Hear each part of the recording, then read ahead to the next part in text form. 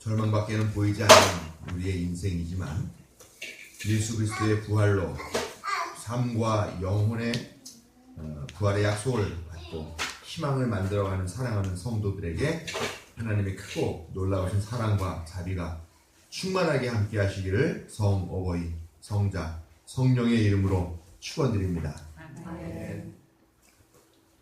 인사드리겠습니다. 제가 이번에 담임 목사로 초빙을 받아 부임한 강현수 목사입니다. 저같이 이렇게 구초소생을 이렇게 또 귀하게 여겨주시고 담임 목사로 세워주시니 얼마나 감사한지 모르겠습니다. 앞으로 잘 좀 부탁드리겠고, 제가 이게 또 이렇게 담임 목사를 맡다 보니 갑자기 또 맡게 되다 보니 부족하게 또 하는 것들도 많습니다. 어제 또 갑자기 상이 나는 바람에 거기 가가지고 이렇게 문상하고, 그리고 빨리 와서 저는 예배 준비도 하고 교회 청소도 해야 되고 막 그래야 되는데, 제가 새로운 이제 목사를 만만하게 보셔가지고 보내주지를 않으셔서 커피도 한잔 하고 막 이렇게 오는 바람에 청소도 잘 못하고 교회 준비가 이렇게 많이 미흡합니다만, 초짜니까 그러려니 잘 봐주시고 이해해 주시길 부탁을 드리겠습니다. 제가 주일 준비를 하다 보니까 남기평 목사님이 3년 동안 대단한 일을 하셨구나. 우리 또 이간태 목사님도 3년 동안 대단한 일을 하셨구나. 저도 그 년 동안에 참 10년 동안 대단한 일을 했구나. 근데 오래간만에 와서 해보니까 새삼스럽게 그걸 알게 되더라고요. 그래서 너무너무 감사하고 고생 많이 하셨고 그랬는데, 제가 이제 다시 여기 자리에 앉게 되니까 이제야 좀 깨달았습니다. 이 일이 보통이 아니었구나. 좀 새삼스럽지만 우리 남기평 목사님하고 우리 이간태 목사님 그동안 정말 고생 많이 했습니다. 박수 한번. 감사합니다. 고생해 주셨어요. 신자이기는 한데 별로 성실하게 신앙생활을 안 한 그런 총알택시 운전사하고 목사하고 같이 죽어서 천국에 가게 됐다고 합니다. 목사님은 그래도 내가 총알택시 운전사보다 저 사람 신앙생활도 별로 제대로 안 하고 있는데 내가 칭찬을 더 많이 듣겠구나 기대를 했는데, 이상하게 하나님이 자기 칭찬하려고 총알택시 운전사만 계속 칭찬을 하더라는 겁니다. 그래서 너무 억울한 거예요. 목사님께서 하나님, 저는 평생 하나님 섬기는 목사로서 그렇게 살아왔는데 왜 저보다 총알택시 운전사 저 신앙생활 열심히 하는 저 사람을 그렇게 더 많이 칭찬하십니까? 그러면서 기분 나쁘다는 얘기를 했어요. 그랬더니 하나님이 뭐라고 말씀하시냐, 너는 늘 사람들을 졸게 하였지만 이 택시 기사는 항상 사람들을 기도하게 만들었단다. 이렇게 말씀을 하시더랍니다. 그래서 제가 설교보다 운전을 더 좋아하는 것 같아요. 제가 말주변도 없고 그렇지만 개떡같이 말해도 찰떡같이 오늘 우리에게 주신 말씀 잘 받아주시기 부탁을 드립니다. 네. 국회의원 선거가 이제 채 열흘도 남지 않았습니다. 근데 아직도 그 후보자 공보물도 못 받았죠. 투표소가 어디인지도 다 아마 못 받으셨을 것 같아요. 이번에 막 지역구도 좀 이렇게 재개편이 되고 그러면서, 저는 우리 은평을에 나오는 더민주당 그 후보가 박주민 변호사인 줄 알고 있었더니 그래서 은평 갑이라고 그러더라고요. 그리고 여기는 강병원인가 하는 잘 모르는 분이 나왔다고 그렇게 그래서 지금 전혀 어떤 선거에 대한 정보를 받지 못하고 있는 이런 상태인데, 거기에다가 후보들의 정책 같은 거는 뭐 전혀 지금 들을 기회도 거의 없죠. 그냥 눈 나와서 뭐 저 유행가에다 가사 쪽 바꿔가지고 막 갑자기 춤추는 거 하고 뭐 뭔 소리인지 모르지만 하여간 시끄럽고 엉망거리면서 트럭 다니는 거, 그런 거 정도만 보지 도무지 정책을 들어본 적도 없고, 텔레비전을 틀어봐도 맨 나오는 게 뭐 비박이니 진박이니 찬박이니 쪽박이니 하는 그 박태령만 계속 그렇게 해대고 있어요. 참 암담합니다. 도무지 국민은 없어요. 최고 존엄만 있습니다. 예, 존영만 있습니다. 참, 2016년도 이런 일들이 지금 벌어지고 있어요. 우리 교회는 그래서 4월 달을 정의로운 선택의 달이다 이렇게 정했습니다. 뭘 정의롭게 선택하자는 말씀인 거 다 아시죠? 정의롭게 이렇게 말하니까 갑자기 우리 교회들이 다 뭐 독수리 오형제, 로버트 태권브이, 마루치 아라치 뭐 이런 게 된 것 같은 느낌이 듭니다만, 무슨 우리 신자들에게 정의롭다라는 거 뭡니까?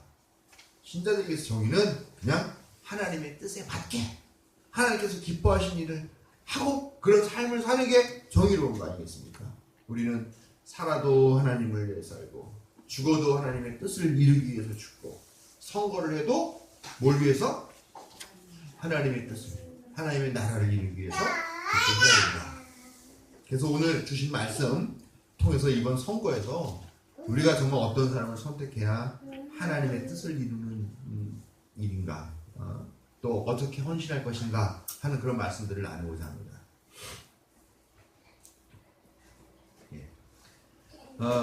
아비멜렉이라고 하는 정말 쓰레기 같은 인간이 있었어요. 왜 쓰레기 같은 인간이냐 하면은 그 사람은 권력욕에 사로잡혀 있는 권력욕의 화신이었습니다. 그 권력욕, 그 탐욕을 채우기 위해서 어떤 일을 벌였냐면 자기의 배다른 형제들 70명을 한 자리에서 쳐워 죽일 정도로 잔인한 사람이었습니다. 왜? 자기의 권력적인 그 욕구를 채우기 위해서. 그런데 그렇게 잔인하고 그렇게 탐욕스러운 사람을 세겜 성읍이라고 하는 그 성읍에 있는 사람들은 그런 사람을, 아비멜렉을 모셔다가 자기의 왕이다 라고 세우고 선포를 했다라는 겁니다. 그 꼴을 보고서 그 70명의 형제들이 다 살해당하는 그 현장에서 간신히 살아남아 탈출한 요담이라고 하는 사람이 이 세겜 성읍 사람들을 모아놓고서 이 비유로 들려주는 이야기가 바로 오늘 읽은 이 이야기입니다. 이 이야기는 국회의원 선거를 앞두고 있는 우리에게 어떤 선택을 해야 될지를 잘 보여주고 있는 그런 말씀이라고 생각합니다. 나무들이 올리브 나무와 무화과 나무와 포도나무에게 찾아가가지고, 야, 네가 정말 인품이 괜찮은 것 같으니까, 인품이 아니죠, 나무니까 목품이라고 해야 되나요? 예, 목품이 괜찮으니까 왕이 되어달라 이렇게 이야기합니다. 근데 이 나무들이 한결같이 뭐라고 얘기를 하냐면, 야, 내가 이 포도주를 만들어서 하나님과 사람을 기쁘게 하고, 내가 이 거룩한 기름을 만들기도 하고, 내가 이 싱싱한 과일을 내고 하는 이런 일들이 얼마나 중요한데 그 일들 다 때려치고 와가지고 내가 다른 나무들 위해서 날뛰냐? 이렇게 얘기를 한다라는 말이에요. 날뛴다. 저는 이게 참 재밌더라고요. 이게 날뛴다. 옛날 이스라엘 사람들은 그렇게 나무 위에 군림하면서 남을 다스리고 좋아하고 왕이 되려고 하는 거를 날뛴다고 생각했나 보구나. 하나님은 그렇게 뭘 정치한답시고 막 나서고 나대고 하는 그런 거를 날뛰는 것밖에로 보시지 않는구나 하는 그런 생각이 들었다는 겁니다. 여러분, 날뛴다는 말 느낌이 확 와닿죠? 뭔가 허파에 바람이 그냥 차가지고 그냥 들떠가지고 여기저기 다 쑤시고 다니면서 정말 날고 뛰고 하면서 그렇게 참견하고 나대고 잘난 척하고 큰 소리 치고 하는 그런 사람 보고 날뛴다고 그러잖아요. 지금 보면 분명히 이 선거 국면에서도 그렇게 날뛰면서 다니는 사람들이 분명히 있다라는 거죠. 한둘이 아니다라는 겁니다. 자기 일에 충실한 사람, 자기 일을 묵묵한 사람은 결국 날뛸 수가 없습니다. 그렇죠. 국회라는 곳이 어떤 곳입니까? 참 다양한 정당들, 다양한 그런 각양각색의 사람들이 다 모여가지고 한 대에서 서로 대화하고 토론하고 타협하고 그러면서 가장 국민들에게 좋은 법안이 뭐냐? 그런 걸 만들어내는 것이 바로 국회입니다. 근데 국회의원이라는 사람들, 특히 그 중에 어떤 사람들을 보면은요, 그냥 자기 당의 당리당략에만 매달려서 그런 사람들이 있습니다. 여기저기 미친 사람처럼 돌아다니면서 헛소리만 해대고 싸우고 서로 지모심만 막 부추기고 또 어떤 땅은 어떻다 어떤 놈은 어떻다 하면서 막 그 사람들을 매도하고 선동하고 하는 그런 일로만 시간을 보내는 그런 대통령들 우리 지난번에 19대 국회의원들 통해서 분명히 다 봤다라는 겁니다. 국민을 위한 법을 만드는 일은 하지 않고 여기저기 기웃기웃하면서 자기들 기득권 지키기 위한 그런 좀 이상한 법들이 있잖아요. 말도 안 되는 법들이요. 예? 비정규직 2년 하는 것 갖고 모질라. 야 2년 더 늘려. 그러면서 그게 4년 동안은 안정적으로 일할 수 있잖아. 야 한국도 지금 테러의 위협에 놓여 있어. 테러 방지법 만들어야 돼. 이제 국정원이 다 감시감청할 수 있고 그것도 부족해. 사이버 테러법, 테러 방지법. 아니 이런 법들만 기업 살리기, 노동개혁법이라고 하는 거지만 정작 자기네 기득권에만 미쳐 날뛰는 그런 국회의원들 분명히 있었다는 겁니다. 우리는 그런 사람들을 심판해야 되는 역사적, 신앙적 사명이 있음을 분명히 기억하시기 바랍니다. 여러분들에게도 혹시 이런 문자가 오는지 모르겠어요. 저는 목사이기 때문에 저한테는 오더라고요. 목사님 오늘 설교하실 때 광고하실 때 이렇게 말씀하시면 됩니다. 한국교회가 동성애 이슬람을 막기 위하여 정부에 건의도 하고 집회도 하고 수없이 사명됐으나 모든 것이 불가능해서 이번 4.13 총선에서 기독자유당 5번을 만들어서 국회에 변호사들을 진입시켜 막기로 했습니다. 전 한국교회가 참여하는 선거에 기독자유당 5번을 위해 기도해 주세요. 투표하실 때 지역구는 하나님의 사람을 찍고 정당 투표는 우리와 정책이 같은 당을 찍어주세요. 어쩌고저쩌고. 기독정당이 여러 개가 있어도 전체 한국교회가 만든 당은 5번 기독자유당입니다. 이를 실현하기 위해 전국 기독교인은 금주 8, 9일 금요일 토요일 전국 오잖아 어쩌고 저쩌고 동사무소에 먼저 투표할 수 있습니다. 또 왔어요. 이런 내용이. 동역자 여러분 30만 목회자 25만 장로 50만 선교 가족과 1200만 성도 여러분, 프랑스 68 혁명으로부터 시작된 동성애 이슬람 차별금지법이 유럽과 미국을 점령하고 한국을 삼키려 왔습니다. 한국교회와 한국기독교총연합회 대표 이영훈, 한국교회연합 대표 조일래, 한국기독교 지도자협의 대표 신신무, 어디 어쩌고저쩌고, 여성지도자협의회는 어째 하였으나 방법이 불가능해요 어쩌고 저쩌고 해서 기독자유당을 꼭 국회에 진입시켜 주십시오. 여러분 이렇게 기독교라는 이름으로 증오를 부추기고 미움을 부추기는 사람들이 자기가 마치 기독교 대표라고 5번밖에 없고 다른 기독당 많이 있지만 우리가 한국교회가 세운 이게 날뛰는 거죠. 이게 지가 대표라고 되듯이 날뛰는 거죠. 아유, 광고 안 하려고 했는데 광고를 해버렸네 생각해보니까. 광고를 어떤 뜻으로 하는 광고인지 알아들으시기 바랍니다. 이게 날뛰는 겁니다. 자기가 대표라도 된 듯이. 여러분 오늘 설교 제목이요 뭡니까? 설교 제목 눈은 크게 뜨고 귀로 활짝 열고 제대로 듣고 제대로 보셔야 됩니다. 세계의 역사는 항상 묵묵히 자기의 일을 하면서 이웃을 섬기고 봉사하는 사람들에 의해 끊임없이 변혁했고 새로운 것을 우리가 분명히 기억해야 되겠습니다. 권력을 추구하고 권력 욕을 채우기 위해 하는 사람들이 했던 일들이라는 건 뭐냐? 다 엉뚱한 사람들을 전쟁에 밀어넣어 죽음으로 그 전쟁에 참화를 당하게 하거나 아니면 독자의 칼날을 휘두르는 그런 방식으로 나왔다라는 겁니다. 말로는 섬기고 봉사한다고 하지만 그들의 행위는 결국 날뛰는 것 이상도 이하도 아니라는 사실을 성서는 이미 수천 년 전에 적나라하게 오늘 말씀을 통해서 드러내고 있다. 반면 유익을 주는 나무들은 군림하는 것이 아니라 겸손하게 섬기는 일을 하고 있다라는 것입니다. 참 여기 보면 나무들도 웃기는 것 같아요. 이 나무들도 계속 돌아다니잖아요. 돌아다니면서 야 네가 왕 좀 해줘. 야 네가 왕 좀 해줘. 네가 왕 좀 해줘. 그 돌아다니는 나무들도 보면 다 그냥 그저 그런 나무에 유익한 나무들이 아니 그냥 그저 정치에 미쳐가지고 그런 사람들 줄줄 따라다니면서 야 네가 왕해줘 그렇게 계파 만들고 뭐하고 하는 사람들을 보면요 다 쓸모없는 사람들, 다 있으나 마나 사람들이 아닌 겁니다. 정작 필요한 사람은 그 자리에서 묵묵하게 자기의 일들을 해내는 사람, 그렇게 시류에 영합하지 않는 사람들을 얘기하는 것이죠. 지난 국회에서는 우리가 한 번도 경험하지 못한 그런 특별한 걸 한번 봤죠? 뭐죠?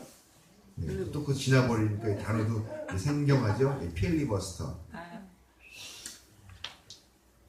여기에 참여해서 열몇 시간씩 자기 몸 사리지 않고 그렇게 연설하면서 다수당의 횡포에 저항한 사람들이 있습니다.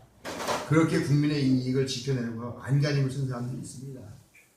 다수당 사람들은 그거 보면서 막 비난하죠. 그러면서 뭐랍니까? 자기네들이 사실은 만들었던 국회 선진화법, 이게 이제 자기들 다수당이 됐는데 방해가 되는 것 같으니까 이거 없애야 됩니다. 이거 나쁜 법이다. 그렇게 언제 그랬는지 이 법을 매도하고 없애버려 한다고 이제 목소리를 높이고 있습니다. 우리는 둘은 크게 뜨고 귀를 활짝 열어서 누가 진짜인지 누가 가짜인지 제대로 구별해내야 합니다.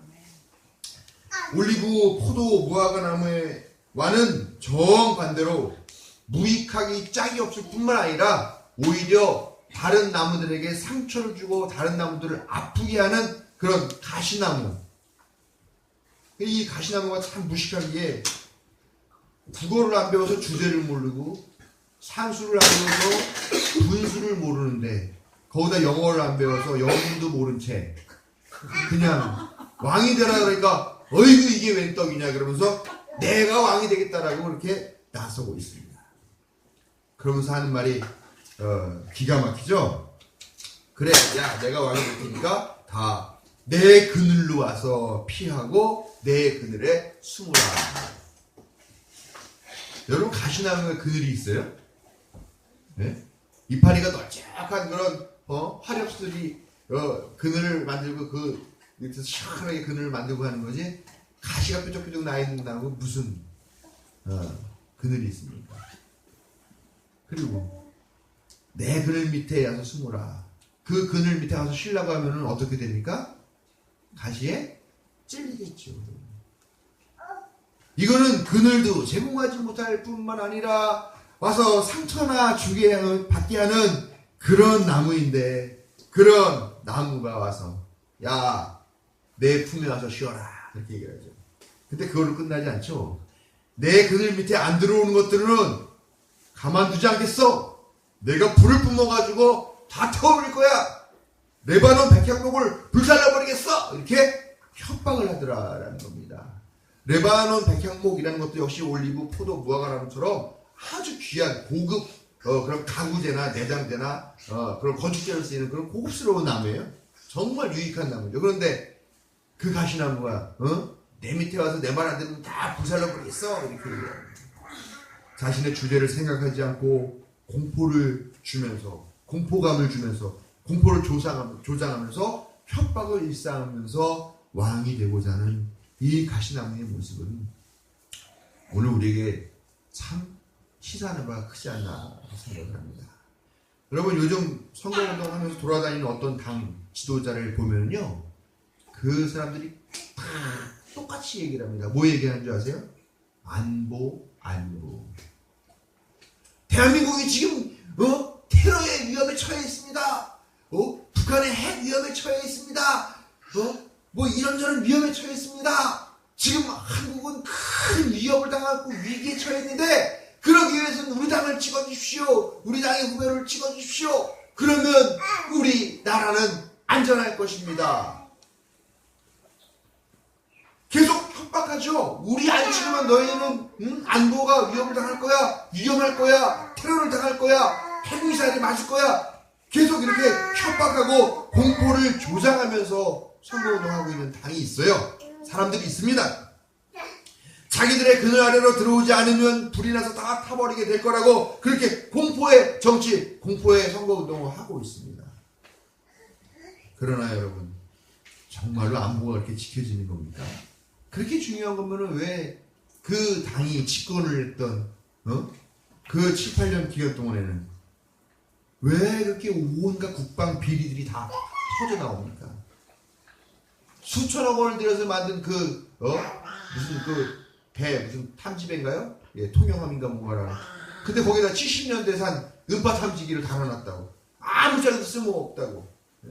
결국 세월호 침몰 때도 써먹지 못한다고 그런 걸 만들고.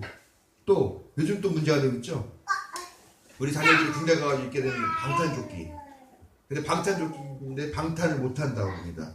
그럼 그 무슨 방한조끼라고 해야 됩니까? 뭐라고 해야 됩니까? 뭐 멋있는 거는 무슨 뭐 베스트라고 부르거나 그렇게 하겠지만, 그것도 또 시험해가지고 총알을 잘 막는 것보다 더 비싼 값을 주고 사갖고 왔다는 거예요. 참 기가 막힌 일입니다. 국방비가 한 해에 한 40조 정도가 들어간다는데 거기서 사병들 먹고 재우고 하는 거 하고 사병들 복지를 위해서는 정말 코딱지만큼 쓰는데, 장교들 골프장 짓는 거, 골프장 운영하는 거, 골프장 파트 사고 이런 거에다가 거의 대부분을 쓰고, 이런 것들은 지금 수도 없이 밝혀진 일이죠. 그렇게 안보 외치는 사람들이 왜 그동안 자기네가 집권했을 때는 그런 것들을 개혁하지 못하고 그런 것들을 막지 못하고 이제 와서 국민들을 협박하고 있느냐라는 것입니다.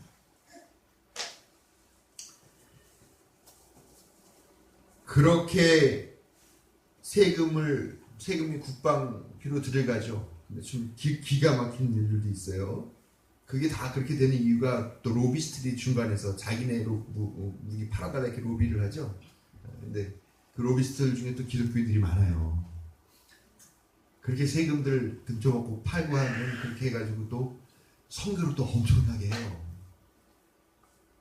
그렇게 선교하는 게 하나님 좋아하실려나 모르겠는데, 지금 어쨌건 이렇습니다. 남북 간의 긴장을 풀 수 있는 유일한 대화 창구, 마지막 남은 대화 창구 뭡니까? 개성공단이었죠. 그런데 위기감 오히려 막 조성하더니 결국 개성공단 폐쇄했죠. 북쪽도 격앙된 반응을 보이고 있습니다. 평화롭습니까? 아니죠. 오히려 더 안보 위기가 심화됐습니다. 그러면서 지금 하는 말이, 이 위기에서 벗어나려면 나를 찍어달라라고 이야기를 하고 있습니다. 헝거게임이라는 영화 보셨습니까? 헝거게임 시리즈로 4편인가 그렇게 아마 나온 영화였던 것 같습니다. 저는 이 영화 처음에 보면은 그냥 하나의 액션 영화였어요. 액션 판타지 영화인 줄 알았어요. 뭐 칼을 들고 다니는 여자가 뭐 이렇게 나와서 지역에서 나온 사람들, 그래서 서로 싸워가지고 이긴 사람한테는 가장 뭐 발전됐다고 하는 그 나라의 시민들을 이렇게 해주고 하는 그런 뭐 영화였습니다. 그래서 저는 그런 영화인 줄 알았는데 이게 3편, 4편 이렇게 오면서 보니까 이게 그런 단순한 액션 판타지 영화가 아니고 정치적인 질문들을 하기 시작하더라고요. 독재 집단에 맞서서 독재 집단이 있고 그 집단에 맞서 싸우는 반군들이 있습니다. 근데 그 독재 집단도 그 헝거게임을 통해서 세워진 그 여성 주인공을 하나의 이미지 형상으로 만들어가지고, 봐라! 우리 국가는 이렇게 대단하고 위대하다! 하면서 이 사람을 이미지화해가지고 우상으로, 아이돌로, 아이콘으로 만들어버립니다.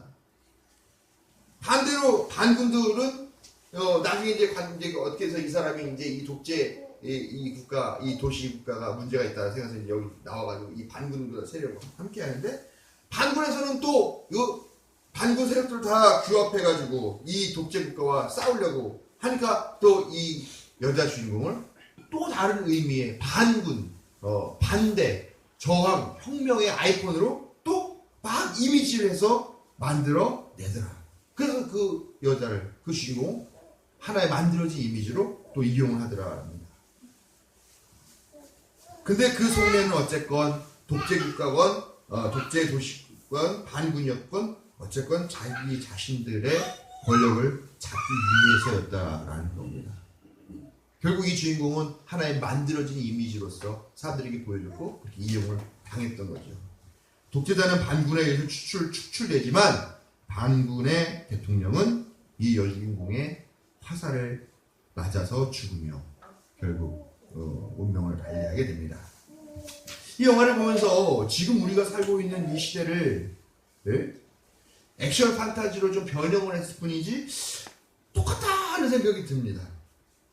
속내를 숨기고 이미지만 만들어가고 얼굴에 보톡스를 맞고 나오고 항상 온화한 표정을 짓고 하지만 그 뒤로 돌아서서 봤을 때는 자기의 이속만 챙기고 국민이 어떻게 되든 말든 관심도 없고 그냥 자기 집단들의 그 권력만 계속 유지되는 일에만 더욱 급한 그런 무리들, 그들에게 국민은 그냥 이용의 대상일 뿐이고 인간으로서의 대접은 기대할 수 없었다라는 것입니다. 왕, 권력, 그러면 어떤 그런 힘과 그런 화려함들이 떠오르게 됩니다. 그러나 그 뒤에 감춰진 것은 권력욕과 탐욕과 암투, 그런 지저분한 것들이죠. 이런 강인함과 성공의 이미지에 감춰져 있는 그런 추악한 면, 우리는 이것을 제대로 봐야 합니다. 오늘 주신 이 말씀, 마태복음 7장 15절 말씀, 우리 한번 같이 한번 읽어보겠습니다. 거짓 예언자들을 살펴라. 그들은 양의 탈을 쓰고 너희에게 오지만 속은 굶주린 이들이다. 너희는 그 열매를 보고 그들을 알아야 한다. 가시나무에서 어떻게 포도를 따며 엉겅퀴에서 어떻게 무화과를 딸 수 있느냐. 이와 같이 좋은 나무는 좋은 열매를 맺고 나쁜 나무는 나쁜 열매를 맺는다. 좋은 나무가 나쁜 열매를 맺을 수 없고 나쁜 나무가 좋은 열매를 맺을 수 없다. 이렇게 말씀하십니다. 우리는 그럴듯한 그런 나무만 보면서 그 껍데기만 보면서 그 꽃만 보면서 그 열매를 보지 못하고 그 나무를 선택해버리는 그런 어리석은 일들은 없었어야 되겠습니다. 많은 사람들이 지난번 대통령 선거를 하고 나서 그런 얘기를 하더라고요. 도끼가 내 앞에 있다면 지금 내 이 손을 찍어버리고 싶어. 예. 지난번에 구제받은 한 손입니다. 이번에 또 찍어버리는 우습게 하는 그런 후회감을 들지 않게 우리가 올바른 선택을 해야 되겠습니다. 사람들은 왜 목사가 정치 얘기하느냐, 무슨 왜 교회 정치 얘기를 하느냐, 선거에 관심 없다, 우리는 하나님 나라만 바라보면 살면 되지 라고 그렇게 이야기를 합니다. 세상 등지고 십자가 보내, 세상 등지고 십자가 보내. 저는 옛날에 이 찬송이 이렇게 은혜로운 건 줄 알았어요. 그 봤더니 그게 아닙니다. 세상 등지라고 해놓고서 큰 교회, 대형 교회 목사들은 다 정치가 되죠. 결탁해가지고 교인들한테 아이 등져 무슨 그냥 선거날 부흥회 할 테니까 다 교회에 나와서 부흥회나 합시다 해놓고 그 교인들한테 계속 보수적이고 수구적인 그런 당 선전하고, 선거 때 되면은 그런 집단에서 만든 신문 같은 거 막 수백 부 갖다 놓고 나가는 교인들한테 나눠주고, 그러면 세상 등지고 십자가 오라고 그럽니다. 나쁜 사람입니다. 그 결과가 뭡니까?